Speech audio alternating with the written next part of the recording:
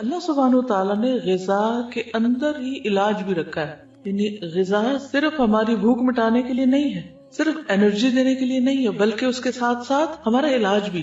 تو جب آپ کبھی بیمار ہو اور کچھ کھانے لگے اور سمجھ نہ آئے کہ کھانا چاہیے یا نہیں، تو دعا کر لیا کریں کہ اللہ تعالیٰ اس کو میرے لیے غذا اور دوا دونوں ہی بنا دے. ٹھیک ہے، تو کوئی بھی فوڈ آپ کے لیے غذا بھی ہے اور علاج بھی ہے. کیونکہ ہم تو اپنی خواہشات کے پیچھے چلتے ہیں نا، یا پھر شبہات کا شکار ہوتے ہیں.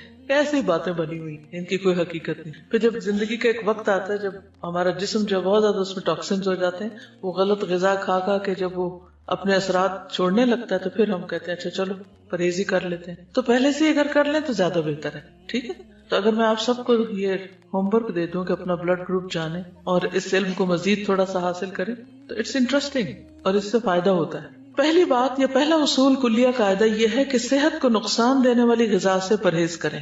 محمود بن لبید رضی اللہ عنہ سے مروی ہے کہ رسول اللہ صلی اللہ علیہ وسلم نے فرمایا، اللہ تعالیٰ اپنے بندے کو جس سے وہ محبت کرتا ہو دنیا سے اسی طرح بچاتا ہے جیسے تم لوگ اپنے مریض کو کھانے پینے سے بچاتے، اور کھانے کی صورت میں تمہیں اس کی طبیعت خراب ہونے کا اندیشہ ہوتا ہے. اچھا، کچھ چیزوں کی الرجی تو بہت معمولی ہوتی ہے لیکن کچھ بہت سیویئر بھی ہوتی، تو اس کا بھی آپ کو پتا ہونا چاہیے، اور جس سے ایک دفعہ نقصان ہو جائے دوبارہ اس راستے پہ نہ جائیں.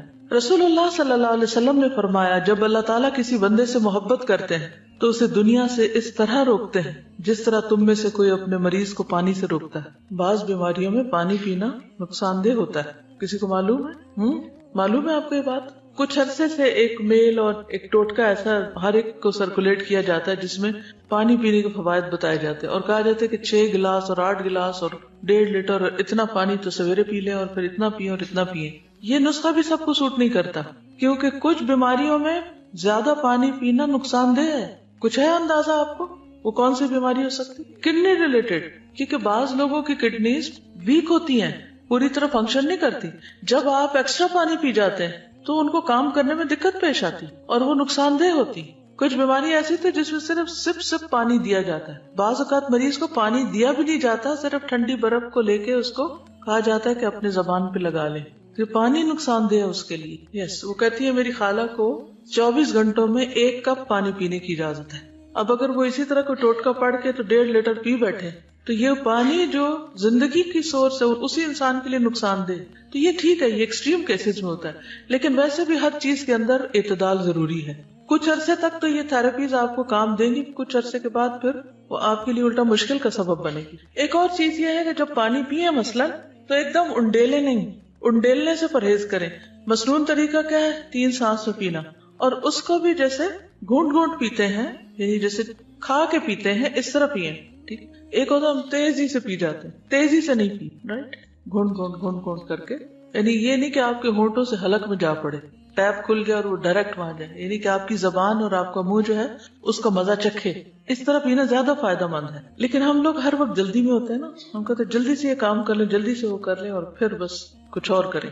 تو ہے فرماتے ہیں کہ میں نبی صلی اللہ علیہ وسلم کی خدمت میں حاضر ہوا، آپ کے سامنے روٹی اور خشک کھجور تھی. روٹی اور خشک کھجور جیسے چھوارے ہوتے ہیں. نبی صلی اللہ علیہ وسلم نے فرمایا قریب ہو جاؤ اور کھاؤ. میں خشک کھجوریں کھانے لگا تو نبی صلی اللہ علیہ وسلم نے فرمایا تم خشک کھجوریں کھا رہے ہو حالانکہ تمہاری آنکھ دکھ رہی ہے، یعنی اس مرض میں خشک کھجور ٹھیک نہیں. میں نے عرض کیا کہ میں دوسری طرف سے چبا رہا ہوں، جو آنکھ دکھ رہی ہے اس کی طرف سے نہیں.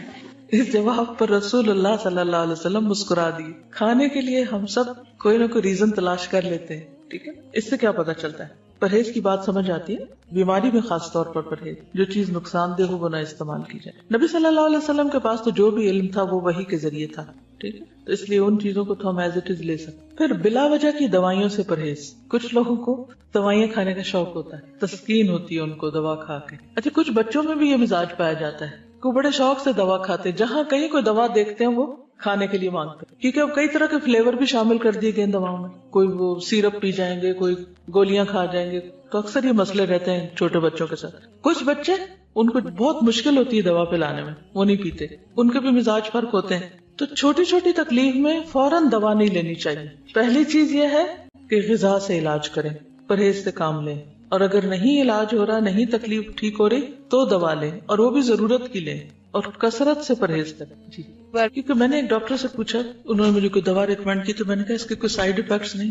وہ کہنے لگے ٹو بی ویری آنےسٹ, ہر دوا کے سائیڈ افیکٹس ہیں. یعنی کوئی اگر یہ کہے بھی نا کہ اس کے کوئی سائیڈ افیکٹس نہیں, تو یہ ماننے کی بات نہیں. ہر دوا کے, کیونکہ دوا ہے نا, اور خصوصاً ہماری دوائیاں جو بنتی ہیں سب اسٹینڈرڈ بھی ہوتی ہیں, اور اس کے علاوہ جو کیمیکلز اس میں ہوتے ہیں اور جو پروسیسڈ ہوتی ہیں بہت زیادہ. ایک تو ہوتا نا کہ کوئی جڑی بوٹیاں ہیں یا کوئی غذا ہی سے ملتی جلتی دوائیں, اور ایک یہ ہے کہ ان کو اتنے پروسیسز سے گزارا جاتا ہے اور اس میں کلر شامل کر لیے جاتے ہیں کہ ان کے سائیڈ افیکٹس ہوتے ہی ہوتے ہیں. ٹھیک ہے, تو ہر دوا زہر ہے یا عنقریب زہر بن جائے گی, کیونکہ جب اس کی کثرت ہو جائے گی, زیادہ وہ آپ کے جسم میں اس کی کوانٹٹی ہو جائے گی, تو وہ زہر بنی. جب دوا چھوڑے بھی تو سٹیپ بائی سٹیپ چھوڑے, ایک دم نہیں چھوڑے گی.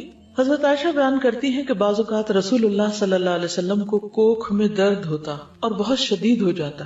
ایک دن رسول اللہ صلی اللہ علیہ وسلم کو یہ درد شروع ہوا اور اتنا شدید ہوا کہ آپ پر بے ہوشی طاری ہو گئی. ہمیں اندیشہ ستانے لگا, لوگ بھی خوف زدہ ہو گئے, اور ہمارے خیال کے مطابق آپ کو ذات الجم کی شکایت تھی, نمونیا جس کو بولتے ہیں. چنانچہ ہم نے رسول اللہ صلی اللہ علیہ وسلم کے منہ میں دوا ٹپکا دی, جس سے آپ کی وہ کیفیت ختم ہوئی. طبیعت کچھ سنبھلی تو آپ کو اندازہ ہو گیا کہ آپ کے منہ میں دوا ڈالی گئی ہے. آپ نے اس کا اثر محسوس کیا. آپ نے فرمایا تمہارا خیال یہ ہے کہ اللہ عز و جل نے مجھ پر اس بیماری کو مسلط کیا, حالانکہ اللہ اسے مجھ پر کبھی بھی مسلط نہیں کرے گا. اس ذات کی قسم جس کے ہاتھ میں میری جان ہے, گھر میں میرے چچا کے علاوہ کوئی آدمی ایسا نہ رہے جس کے منہ میں دوائی نہ ڈالی جائے. یعنی ان سب نے مل کے میرے منہ میں ڈالی ہے, اب ان کے منہ میں بھی ڈالی جائے. ٹھیک, یعنی حتیٰ کہ کوئی شخص بے ہوش ہو یا بعض امراض ایسے ہیں کہ اس میں دوا دینے سے پہلے اس سے پوچھ لینا چاہیے. اس لیے بہت سے ڈاکٹر سائن لیتے ہیں کہ آپ راضی ہیں اس پر. خصوصاً سرجریز میں تو آپ دیکھیں کہ سگنیچر کرنے پڑتے ہیں اور ڈسکلیمرز ہوتے ہیں کہ ہم ذمہ دار نہیں ہیں. ٹھیک ہے, ہم آپ کی مدد کرنا چاہتے ہیں, لیکن اگر کچھ ہو گیا تو آپ خود ہی ذمہ دار ہیں. پہلا پوائنٹ کیا ہے؟ پرہیز علاج سے بہتر ہے. دوسرا, بلا ضرورت دوا سے اجتناب کی. ایک اور چیز یاد رکھیے, جب کسی بھی دوا کے کھانے سے کوئی ری ایکشن فیل ہو رہا آپ کو, آپ کے جسم کے اندر کوئی چیز ایسی محسوس ہو رہی یا اسکن پہ یا کسی بھی طرح, تو فوری طور پر پھر مزید کنسلٹ کر لینا چاہیے. پھر موسموں کے اثرات کا خیال رکھنا چاہیے. سخت سردی اور سخت گرمی کے منفی اثرات سے بچنے کے لیے ہر ممکن احتیاط اور پرہیز, گھر, لباس, خوراک, تمام چیزیں موسم کے تقاضوں اور ضروریات کے مطابق ہوں. یعنی پرہیز صرف کھانے کا نہیں بلکہ انوائرنمنٹ کو بھی اپنے حسب حال کرنا چاہیے. بہت زیادہ کمفرٹیبل بھی نہ ہو کہ انسان سونے لگ جائے, اور ایسا بھی نہ ہو کہ بیمار پڑ جائے. کچھ لوگ اتنی ہیٹنگ کر لیتے ہیں, اس سے بھی نقصان ہوتا ہے. اور کچھ لوگ جو ہے وہ جرسی کے بغیر باہر نکل جاتے ہیں اور بیمار ہو کے واپس لوٹتے ہیں, تو وہ بھی ٹھیک نہیں. احتیاط بہتر ہے, اعتدال بہتر ہے. ہر شخص کو اپنے مزاج کو, اپنے جسم کو, اپنی ضروریات کو خود بھی سمجھنے کی کوشش کرنی چاہیے. اس میں بھیڑ چال نہیں کام دے گی کہ وہ یہ کر رہا ہے تو میں بھی, اس نے کچھ نہیں پہنا ہوا تو میں کیوں پہنتا ہوں. تو کسی کی نقالی مت کریں, اپنے مزاج اور اپنے بدن کو سمجھے کہ وہ کیا چاہتا ہے. اب اس میں آپ دیکھیے, جیسے موسموں کے اثرات کی بات کی نا, تو سردی سے بچیے جب سردی زیادہ ہو, گرمی سے بچیے جب گرمی زیادہ ہو. اسی طرح اگر بہار کے موسم میں آپ کو کسی خاص پودے سے الرجی ہے یا اور کوئی چیز سوٹ نہیں کرتی, تو اس سے بھی بچنے کی ضرورت ہے. پھر وبائی اور متعدی امراض. متعدی کس کو کہتے ہیں؟ کنٹیجس, جو دوسرے کو لگ جائے. جیسے فعل لازم اور فعل متعدی ہوتا ہے. متعدی کون سا ہوتا ہے؟ جو مفعول طلب کرتا ہے. تو اسی طرح متعدی بیماری وہ ہوتی ہے کہ جو ایک سے آگے دوسرے کو جا پہنچتی. امراض پھیلنے کے موسموں, خصوصاً برسات اور گرمی میں خصوصی حفاظتی تدابیر کرنا, مثلا پانی کے ذخائر صاف رکھنا, رہائشی علاقوں کے آس پاس مچھروں, مکھیوں اور دیگر کیڑے مکوڑوں کی امکانی افزائش کی روک تھام کے لیے ادویات وغیرہ چھڑکنے کا انتظام کرنا, اور اپنے تمام گرد و پیش کو حفظان صحت کے اصولوں کے مطابق ڈھالنا. گلے سڑے یا پہلے سے کاٹ کر رکھے ہوئے پھل یا سبزیاں کھانے سے پرہیز کرنا. یہ ساری چیزیں اس میں آ جاتی ہیں. یہاں پر حفاظتی ٹیکوں کی بات کی گئی ہے, جس کے میں پرسنلی سخت خلاف ہوں. اس لیے میں کسی کو بھی یہ مشورہ نہیں دیتی کہ وہ بچوں کو یا بڑوں کو حفاظتی ٹیکے لگوائیں. کئی لوگ فلو شاٹس لیتے رہتے ہیں, اور بعض لوگ بچوں کو جو حفاظتی ٹیکے لگواتے ہیں اور وہ سمجھتے ہیں کہ اس میں شفا ہے.